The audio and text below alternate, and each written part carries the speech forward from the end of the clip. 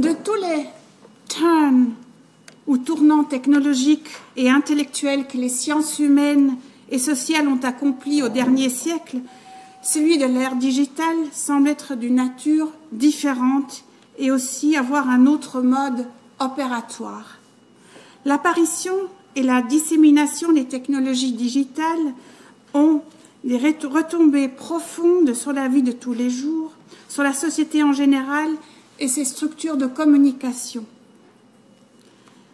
Nicholas Negroponte a défini il y a exactement 20 ans déjà cet état de digitalité comme « the condition of being digital ». Il remarque dans l'épilogue de son livre « We are not waiting on any invention. It is here. It is almost genetic in its nature, in that each generation will become more digital than the preceding one. » Oui, pour le formuler avec un clin d'œil vers nos collègues français, le changement, c'est maintenant. Cet état omniprésent et ubiquitaire de la digitalité, au moins dans notre époque actuelle, n'est pas seulement pertinent d'une manière générale pour la société, mais elle a aussi des conséquences majeures pour le monde académique et la manière dont nous faisons de la recherche. Si l'on a suivi le débat des dernières années dans le domaine des sciences humaines, il y a deux grands champs qui émergent et offrent une plateforme pour des réflexions globales sur le sujet. D'un côté, l'émergence de nouvelles cultures de communication liées à la condition générale de la digitalité auxquelles les acteurs sont soumis font débat dans le domaine de la publication scientifique, de l'open access et de l'évaluation. Ces nouvelles pratiques de communication scientifique touchent aussi bien les sciences naturelles que les sciences humaines, bien qu'avec des différences et des défis et autres. De l'autre côté, comme deuxième grand champ, nous avons l'émergence d'un « new kid on the block », pour ceux qui ne savent peut-être pas lire exactement ce qui est marqué sur mon petit cartoon. C'est un des plus anciens cartoons qui montre le phraséologisme « the new kid on the block ». « The new kid on the block told me that the next time he saw you, he was going to twist your nose ». Alors nous avons l'émergence d'un « new kid on the block » des digital humanities comme nouvelle discipline au faisceau de nouvelles pratiques de recherche dans les sciences humaines et des débats autour de leur statut. Les conférences et les ateliers se consacrant au développement des humanités numériques et de leur champ d'application sont devenus entre-temps presque innombrables, presque plus nombreuses que les conférences disciplinaires. C'est les humanités numériques, indépendant de la position qu'on peut avoir vis-à-vis de celles-ci, ont sans aucun doute engendré de nouvelles méthodes et de nouveaux questionnements par rapport aux objets inhérents de la recherche en sciences humaines. Elles ont aussi induit une réflexion fondamentale et aussi une mise en question de la définition et de la pratique de la recherche et de la formation en sciences humaines en général. Que ces débats ne soient pas parfois menés sans émotion, voire agression et peur, nous a été montré à nouveau récemment dans les quotidiens français et suisses. À droite, la Neue Zürcher Zeitung qui parle de Geist unter Strom, also l'esprit sous tension, sous électricité, et Libération dans une tribune signée par 12 collègues français parlant des humanistes numériques comme, je cite, des intellectuels plongés dans une hypnose collective et béate. Fin de citation. Ce soir, dans le cadre temporel mis à disposition et sous la toile de fond du titre de la conférence d'aujourd'hui, Identité, pratique et théorie, j'ai structuré ma conférence comme suit. Après un premier jeu d'idées sur la question de savoir comment les praticiens des sciences humaines aujourd'hui font de la recherche, surtout dans l'optique interdisciplinaire, j'aborderai le sujet des changements dans le domaine des cultures de reconnaissance et d'évaluation. Ensuite, je thématiserai le domaine de la publication et des changements auxquels il fait face, avant de conclure par un court plaidoyer pour un changement des pratiques académiques. Ces réflexions sont à considérer comme un think tank et sont issues d'une situation de laboratoire basée sur ma propre pratique scientifique comme linguiste et historienne du livre, sur mes expériences comme directrice d'un des plus anciens centres d'humanité numérique en Europe et comme chercheuse engagée dans le domaine de la promotion de la recherche et de l'évaluation de la recherche, notamment au niveau européen et au niveau de la European Science Foundation. Ah, ça. Nous avons des problèmes avec la PowerPoint. Bon, ben, vous imaginez le reste de l'image. C'est la bibliothèque et l'image très connue des uns et des zéros sous la forme d'une grande bibliothèque. Pour les disciplines historiques qui se basent surtout sur des sources lors de leur recherche et la construction du savoir, l'accessibilité digitale de l'héritage culturel représente un vrai bouleversement heuristique, même si nous devons être conscients du fait que, pour le moment, et probablement encore pour bien longtemps, rien qu'une partie, une toute petite partie de cet héritage est accessible en ligne et que cette fraction de matériel est elle-même encore présentée sous des filtres et des biais multiples. C'est surtout la sauvegarde, la documentation et la mise à disposition de l'héritage culturel dans sa diversité et hétérogénéité, qu'il soit écrit ou autre, qui nous lance les plus grands défis. Ici, nous devons développer des fondements méthodologiques, non seulement pour les humanités numériques, mais pour toutes les disciplines en sciences humaines et sociales. La question n'est donc pas vraiment la question du si des systèmes digitaux de connaissances, dans le sens s'il faut qu'ils existent, mais du comment. L'éventail des possibilités comprend des paramètres entre-temps reconnus comme le développement et l'application de standards internationaux, la disponibilité principielle du matériel dans le cadre de la philosophie de l'open access et la sauvegarde à long terme du matériel, ainsi que la mise à disposition et documentation systématique d'instruments d'analyse permettant d'accompagner l'analyse scientifique, mais aussi de contrôler la transparence et la qualité scientifique du matériel mis en ligne. Il faut donc aussi apprendre à se détacher d'une certaine euphorie naïve du discours digital.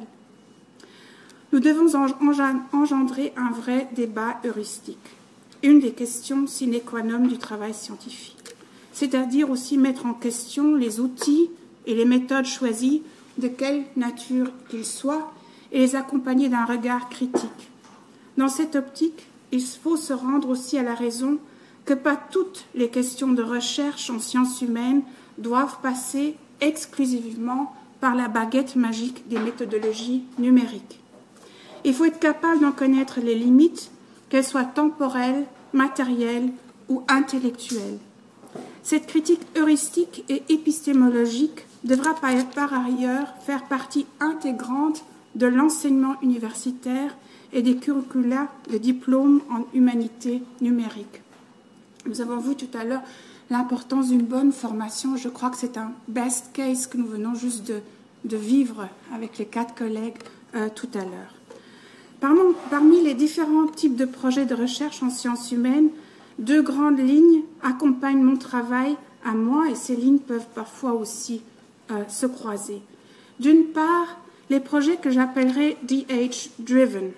Prenons comme point de départ, mais seulement comme point de départ, par exemple le projet Scriptorium virtuel de Saint-Matthias, un projet qui a reconstruit virtuellement une bibliothèque médiévale de 500 manuscrits, aujourd'hui disloqués sur 25 sites dans le monde.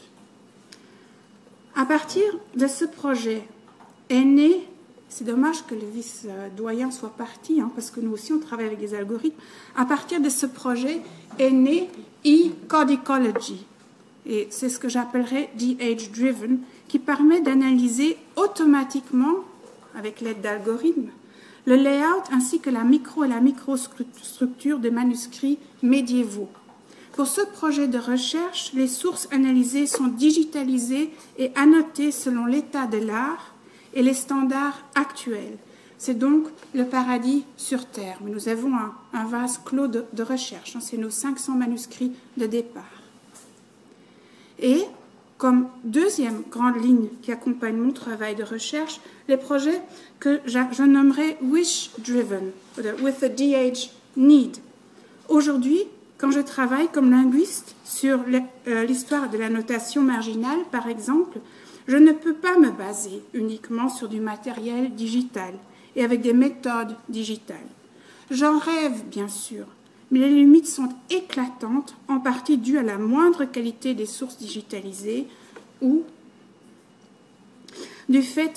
dû au fait que les annotations qui m'intéressent ont été grattées au stylet, sans encre dans le parchemin, donc non captées ou non captables par un scanner normal. Pour ce projet, le bilan à l'état actuel est celui d'une offre très hétérogène de sources digitalisées, par exemple dans des bibliothèques, dans des bibliothèques comme Gallica, etc., ainsi que des barrières technologiques qui, pour le moment, ne peuvent pas être surmontées à grande échelle pour des milliers de manuscrits médiévaux. J'ai fait le calcul. Si bien sûr qu'il existe des scanners où on pourra peut-être aller voir, c'est un manuscrit du 8e siècle, si quelque chose a été gratté dedans à l'œil, pas visible pour l'œil, etc., ça nous coûterait des milliers d'euros par manuscrit, et il y en a 10 000 que je veux peut-être regarder de plus près, plus X dont je ne sais pas s'il y a des annotations dedans. Ce n'est pas possible du point de vue des méthodologies digitales pour le moment. Se baser donc uniquement sur des copies digitales, même de très bonne qualité, on ne les voit pas, ces annotations dans ces copies, dans des fonds de bibliothèques existants, serait donc une grave erreur méthodologique. Pour résumer, il faut une nouvelle heuristique, non seulement réajuster la relation entre objets historiques, dans le cas mes manuscrits, et observateurs scientifiques, qu'est le chercheur, mais aussi les formes d'existence fondamentales de ces deux acteurs dans le processus scientifique, qui, selon les circonstances, pourra être désincarné, détemporalisé et délocalisé. Il s'agira aussi d'explorer le rapport entre l'objet historique en soi, analogue, si vous le voulez, avec ses formes palpables, ses odeurs, son toucher, etc., qu'il ne faut pas oublier, et ses représentants ou abstractions dans le domaine digital, ou, comme l'a formulé Ségolène Tarte, travaillant sur des papyrus, ces avatars digitaux, ces derniers pouvant avoir leur forme propre d'existence et aussi présenter leurs propres risques quant à leur manipulation et gestion scientifique. Et bien sûr, il faut aussi penser aux Digital Born Objects qui ont été conçus et existent exclusivement dans le monde digital, comme par exemple des reconstructions 3D ou 4D d'un document écrit qui aujourd'hui n'existe plus que comme fragments carbonisés. Pour toutes ces variétés d'objets de recherche, il faut développer et définir des heuristiques propres. Je crois que c'est très important de mettre l'heuristique au début aussi de la formation en sciences humaines. Mais l'enjeu dans le domaine des humanités numériques est aussi de ne pas seulement trouver des réponses à des questions d'aujourd'hui que nous pouvons déjà formuler, mais aussi d'entrouvrir des portes potentielles pour des questions futures ou des nouveaux observables, comme Jean-Guy l'a formulé, que nous ne pouvons peut-être même pas concevoir aujourd'hui, ou des questions ne relevant pas de notre propre discipline, mais d'une discipline voisine travaillant sur les mêmes sources. Ceci n'a rien de messianique, mais relève de la pragmatique et de nos responsabilités vis-à-vis de nos collègues maintenant et dans le futur. Dans ce cadre, il faut aussi souligner que les projets digitaux sont, en comparaison avec des projets plus traditionnels, plus onéreux et de ce fait, l'argent ne sera habituellement dépensé qu'une seule fois par les organismes de financement scientifique. Cette responsabilité nouvelle requiert une ouverture méthodologique peu courante, devant parfois encore être apprise et engendre une disposition fondamentale vers l'interdisciplinarité. En fait, souvent, elle nous ramène à nos souvenirs des racines de la pensée humaniste, qui fut toujours une pensée interdisciplinaire avant que la ramification des disciplines, particulièrement au XIXe siècle, ne les compartimentalise. En sus, nous observons une perméabilité croissante des compétences et des frontières disciplinaires, ainsi qu'une collaboration renforcée entre les dépositaires des sources, les archives, les bibliothèques et les musées, et les scientifiques eux-mêmes. D'aucuns en déduisent un danger, dans le sens que l'interdisciplinarité si prônée par certains engendre la fin des disciplines si défendues par les autres. Mais à mon avis, la question est mal posée. Il s'agit avant tout de la nécessité de communiquer entre les disciplines afin de mieux se concerter et mieux comprendre ces phénomènes qui sont nos objets de recherche communs. Si les humanités numériques ont eu sur la toile de fond de tout ce que leurs critiques peuvent leur reprocher, s'ils ont eu un seul effet positif, peut-être avant de disparaître dans le futur comme discipline singulière, c'est bien celui-ci, que des disciplines en sciences humaines, parfois si isolées les unes des autres, dans leur propre jus, se parlent à nouveau sur pied d'égalité. Presque toutes les conférences organisées ces dernières années en humanité numérique, y compris la nôtre à Montréal, en sont la preuve vivante. Aucun tournant intellectuel et méthodologique du siècle passé n'a su réaliser cet exploit. Au contraire, beaucoup de ces tournants se sont plutôt déroulés dans les disciplines isolées et se sont ensuite déployés de façon très exclusive, parfois successivement comme une vague sur les disciplines voisines.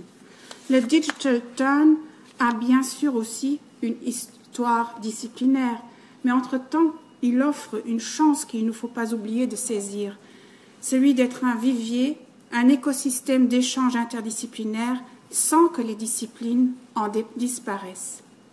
Dans cette optique, il est bon de devenir un peu plus serein en ce qui concerne le débat de l'essence. Nous avons parlé d'identité dans le titre de la conférence. Le débat de l'essence ou du caractère disciplinaire des humanités numériques. Ne plus jouer le jeu de la justification. Pour parler avec le philosophe contemporain allemand Richard David Precht, qui suis-je et si je suis combien? Une question que les Digital Humanities aiment bien aimé se poser les dernières années. Les cartes ont été assez longtemps sur la table et osons jouer maintenant un autre atout, celui de l'intégration isomorphe et bilatérale. Par exemple, l'histoire digitale reste de l'histoire et inversement, l'histoire est bien sûr aussi l'histoire digitale et comme le formula Marek Koenig, ce n'est plus un choix mais une réalité. En tant que historienne de la langue, j'aimerais parler ici d'un processus de digitalisation des sciences humaines en analogie avec un phénomène de changement linguistique que nous appelons grammaticalisation. Celle-ci se définit comme l'émergence, dans la longue durée, de nouvelles structures grammaticales sur la base de formes déjà existantes. Ce processus est généralement unidirectionnel et non réversible. Similairement, dans les humanités numériques, nous avons affaire à de nouvelles structures et méthodes digitales de recherche sur la base de fondements déjà existants. Les textes, les objets et les idées. Les sciences humaines en font, grâce à des outils divers et combinables, l'analyse et l'interprétation. Ce dernier acte, l'interprétation, restera, pour parler avec Franco Moretti, toujours une pratique humaniste à part entière. Partons d'un exemple du domaine de la lexicographie digitale et de ses enjeux interdisciplinaires. Des enjeux qui sont liés, comme j'aimerais le nommer, en analogie avec la conférence de Lausanne de 2013 organisée par Claire Clivas et ses collègues, la lexicographie délivrée, donc échappée des volumes imprimés et émancipée en quelque sorte. Le point de départ est le Digital Lexicographic Network, Wörterbuchnetz, un projet purement linguistique réunissant et reliant entre eux les 24 grands dictionnaires historiques, dialectaux et de grands auteurs comme Goethe sur une plateforme de recherche digitale de la langue allemande. Ce projet est en plein épanouissement depuis plus de 15 ans. Il a environ 20 000 utilisateurs par jour. Ce silo du savoir lexical part de l'allemand, mais pourra aussi être successivement agrandi par des dictionnaires d'autres langues. Nous avons déjà les dialectes alsaciens et l'autrichien, etc. dedans, et donc nous pouvons l'agrandir, afin de devenir une infrastructure de recherche lexicographique multilingue. Mais et c'est ça qui m'intéresse aujourd'hui, nous pouvons aussi quitter le monde purement linguistique et disciplinaire et appliquer les méthodes de lexicographie digitale à d'autres disciplines et intégrer la dimension multilingue dès le départ. C'est par exemple le but du projet franco-allemand Metalex, métalexicographie digitale des langues historiques du droit en Europe. Un projet réunissant la linguistique, l'histoire du savoir et l'histoire du droit sur la question du développement du vocabulaire juridique de 1700 à 1900. Metalex est conçu comme un système d'information historique et conceptuelle des langues européennes du droit. Contrairement à un dictionnaire traditionnel, il ne propose pas d'entrée, mais retrace l'évolution des notions historiques grâce aux processus digitaux d'analyse et de visualisation, ayant comme point de départ un corpus diversifié, dynamique et multilingue dans le domaine du droit pénal.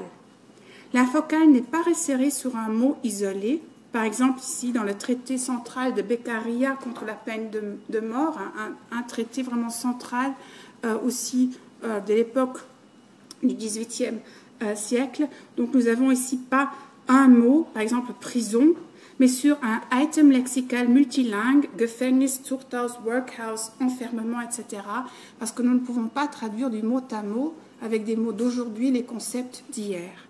L'utilisateur peut alors regrouper lui-même les informations issues des différentes sources, ici les traductions du Beccaria qui ont été issues autour de la première édition et entre autres les situer dans leur contexte temporel et spatieux.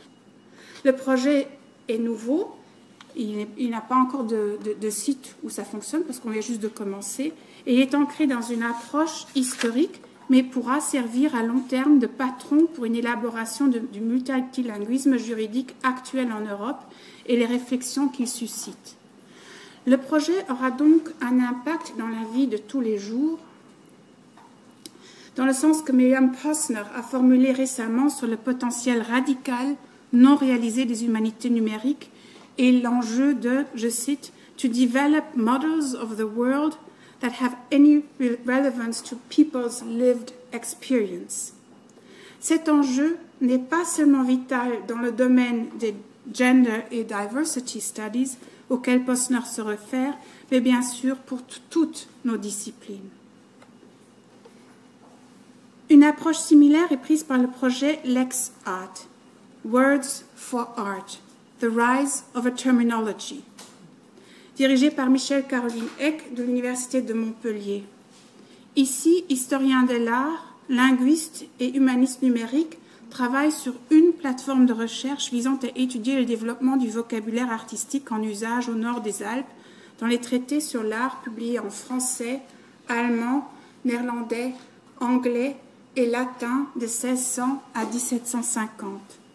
Les grands termes et notions de l'art sont ainsi analysés en close reading et présentés dans des réseaux sémantiques qui permettront de mieux cerner le développement du langage de l'art en Europe et comment ces protagonistes ont travaillé vers un langage commun. Ici aussi, la collaborativité est au centre du projet dès le départ. Donc moi, j'apporte des doctorants en linguistique historique qui travaillent de façon linguistique sur le projet, alors que Michèle Caroline Eck, qui est la PI de ce projet, apporte ses historiens de l'art dans le projet. Ces formes nouvelles de faire les sciences humaines, dans le sens anglais de doing humanities, touchent et questionnent le positionnement des sciences humaines dans le système global scientifique. Les débats pour un organisme futur des sciences humaines sont virulents, particulièrement au niveau européen, où l'air devient rare en ce qui concerne le financement de la recherche, notamment dans le cadre du programme Horizon 2020 dont vous avez peut-être déjà entendu parler. Il n'y a qu'une toute petite porte pour y arriver dans les sciences humaines, et c'est la porte digitale. Dans la course au financement tiers, ou pour le formuler plus durement, la mercantilisation de la recherche, il s'agit aussi de sauvegarder la position indépendante de la recherche en sciences humaines et ses différences vis-à-vis des sciences dures. En ce qui concerne la reconnaissance dans le milieu académique lui-même, nous observons un certain enlisement des positions vis-à-vis de l'évaluation et de la promotion des carrières académiques. Celles-ci sont mesurées de façon privilégiée par le montant des financements tiers et le nombre de publications, et ceci de plus en plus tôt dans la biographie académique d'un chercheur. Dans les ERC Starting Grant Panels s'ajoute par exemple un très grand rôle. Les conséquences en sont néfastes et engendrent un certain cercle vicieux. D'un côté, pour ne citer qu'un exemple, même pour les humanités numériques, nous prônons haut et fort de nouvelles cultures d'évaluation des publications. De l'autre côté, le système même auquel on veut appartenir impose ses anciennes règles, engendrant une marée de publications souvent très traditionnelles chez les éditeurs chics mais onéreux. Ceci se fait surtout dans un but, satisfaire aux critères de promotion et de sélection dans les filières académiques où l'on aimerait lire la valeur scientifique de chaque chercheur, préférablement en lui extrayant un chiffre coefficient, comme s'il s'agissait de lui en prendre la température. À mon avis, l'architecture du système académique traditionnel et les règles dont elles font l'objet doivent être revisitées de façon substantielle par tous les acteurs concernés, et cela sur base de consensus internationaux. Cela inclut par exemple la réglementation des contrats de recherche et de leur prolongation, la révision des barrières administratives souvent contraignantes, l'accroissement de la transparence et la diminution du système de vase clos dans la sélection académique, pour ne nommer que quelques exemples. D'un autre côté, il est à espérer, comme personne optimiste je le fais, que les développements actuels, particulièrement dans le cadre des humanités numériques, vont devenir une force stimulante pour des processus de transformation sur un niveau global. En effet, certains éléments clés dans une carrière académique en humanité numérique reposent sur des prémices nouvelles qui sont étroitement liées avec la manière dont la recherche est conduite dans ce domaine et qui, de ce fait, apportent de nouveaux éléments pour la reconnaissance et l'évaluation scientifique, à savoir l'hybridité des méthodes de recherche et de l'approche scientifique, la multimodalité des questions de recherche fondamentale et les combinaisons multiples des approches choisies, l'interconnexion non seulement des données de recherche et des corpus, mais aussi des questions de recherche et des chercheurs associés dans ces démarches, ce qui engendre l'interdisciplinarité et la collaborativité, et particulièrement, et ceci est une vraie renaissance dans le domaine des sciences et une chance constitutive des sciences numériques, une valorisation et accentuation du multilinguisme et de la diversité de la recherche en sciences humaines. Les acteurs engagés dans les humanités numériques ne sont de ce fait, pour le formuler de façon un peu provocante, non plus monodimensionnels, c'est-à-dire axés sur une seule discipline, bien qu'ils en aient une, bien sûr, ou sur un seul sujet thématique.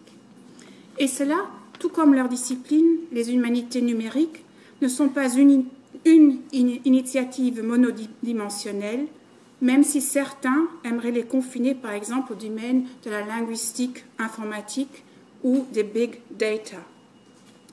Les conséquences à tirer de ce nouveau type de recherche sont multiples pour le domaine académique et administratif. Il faut revoir les grilles de salaire, avec des traitements égaux entre techniciens et chercheurs, par exemple.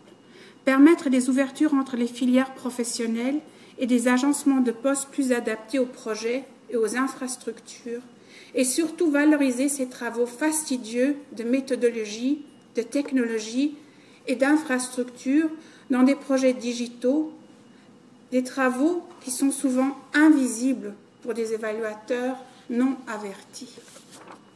Ces aspects sont étroitement liés à une autre facette de la reconnaissance académique, celle qui s'articule dans le domaine des cultures de publication. La belle image de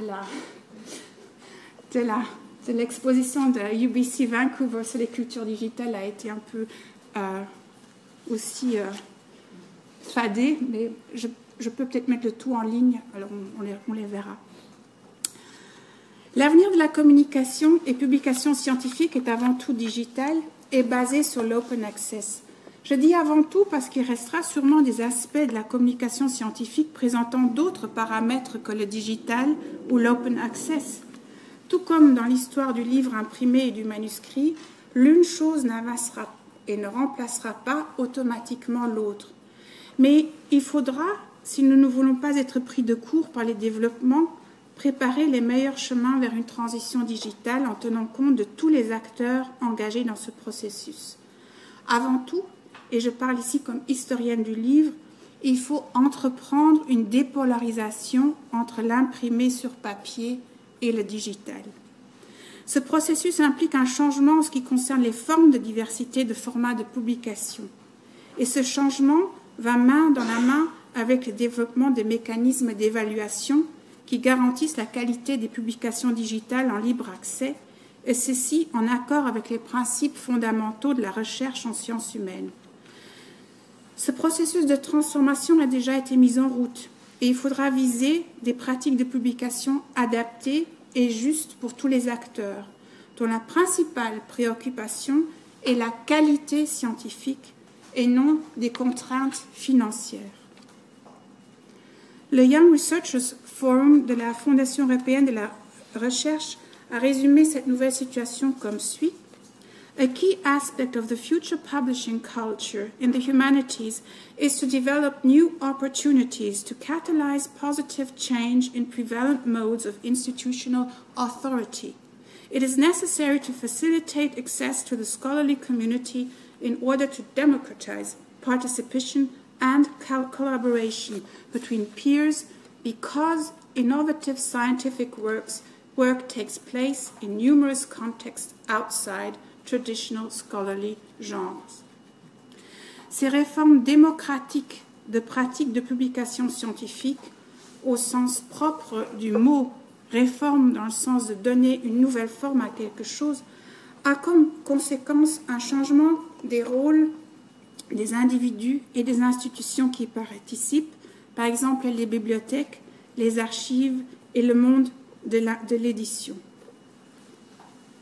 Un point restera crucial, c'est le chercheur en sciences humaines qui doit rester le garant de la haute qualité intellectuelle des résultats obtenus.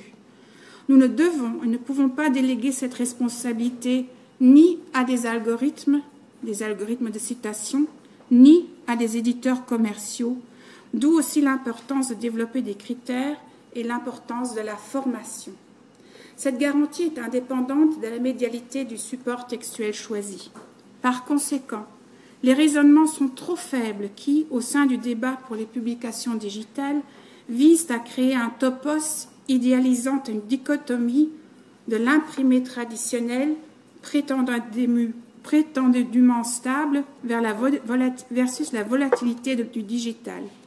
En tant qu'historienne du livre, cet argumentaire me frappe, surtout l'idée qu'une monographie en sciences humaines, en somme la publication phare de notre recherche, doivent passer par l'imprimé sur papier pour être crédibles et prise au sérieux. On suggère ici que les livres n'existent ou ne peuvent exister qu'en forme imprimée et que seulement l'imprimé sur papier représente l'instance de stabilité, de poids, c'est lourd, de filtrage, de l'élitaire et de la qualité de notre savoir. À ce stade, ce raisonnement devrait s'écrouler comme un château de cartes, car il ignore les siècles, voire les millénaires avant l'imprimerie en Europe, et les confine dans le néant de la connaissance. Ce raisonnement se brise finalement contre la définition fondamentale du livre. Un livre n'est pas en soi un garant de la transmission du savoir devant être ou avoir été imprimé sur du papier. Ce discours masque des siècles de production, d'interconnexion et de transmission du savoir, par exemple sur du parchemin ou d'autres supports. Ces supports fonctionnaient parfaitement et produisaient des livres qui permettaient des textes dont aucune copie n'était identique l'une à l'autre. donc des textes fluides. On parle souvent de la fluidité du digital, mais la fluidité des manuscrits médiévaux, c'est presque la même chose. Ce faisant, ils ont engendré des silos collaboratifs de savoir qui créèrent des conditions nécessaires pour les grandes entreprises intellectuelles et scientifiques à travers les siècles, notamment à partir de l'humanisme.